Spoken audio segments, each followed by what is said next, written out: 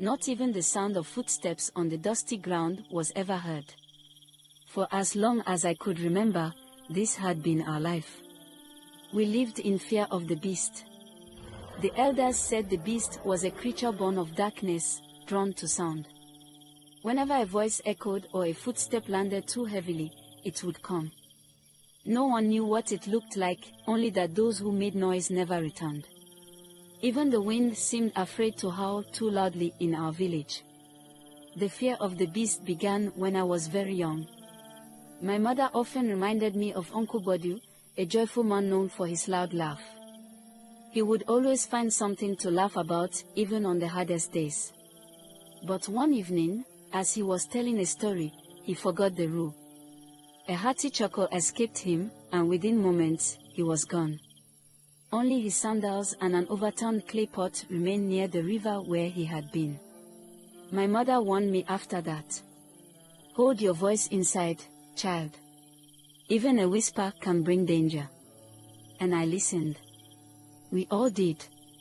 We learned to communicate without sound, using gestures and stones thrown lightly to get each other's attention.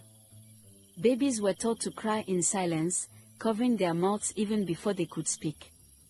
Life without sound was strange, but we grew used to it. Silence was our shield, but it was also our prison. In the quiet, I sometimes imagine what life might be like without fear. A life where I could speak, sing, or even shout if I wanted to. But those were only dreams, locked away in the silence of my heart.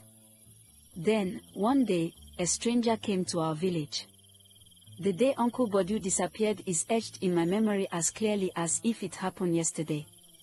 I remember sitting close to him, listening to his deep, warm voice as he shared a story. My father sat beside him, smiling as he spoke. It was rare for anyone to gather like this, but we were inside the safety of our home, the door closed to muffle any sounds. My uncle was telling a funny story, one that brought a smile to everyone's face. But then, he did something none of us expected. He laughed. It was soft, just a chuckle, but in the silence of our world, it seemed to echo.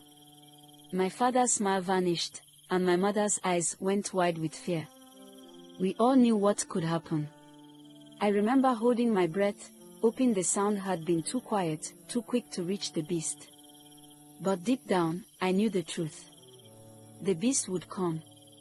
That night, I lay in bed, listening to every small sound around me, feeling each creak and groan of the old hut. I barely slept, and when the first light of dawn crept in, I was still wide awake. My mother's sobs reached me from the other room. Uncle Bodu was gone. We found his sandals near the river, along with an overturned clay pot. It was as if he had simply vanished, leaving only these small clues behind. From that day on, our family grew even quieter. My father's smile faded, and my mother's face hardened. Laughter became a forbidden thing, something we buried deep within. Life went on, but it was a life of shadows and silence. Each of us learned to hold our voices inside, never daring to make a sound. The fear of the beast was now a part of us, a shadow that clung to our every step. One sunny morning, a stranger entered our village. He was tall, with skin dark as night and robes that shimmered like the stars. He looked around, curious, as if he had never seen a place like ours before.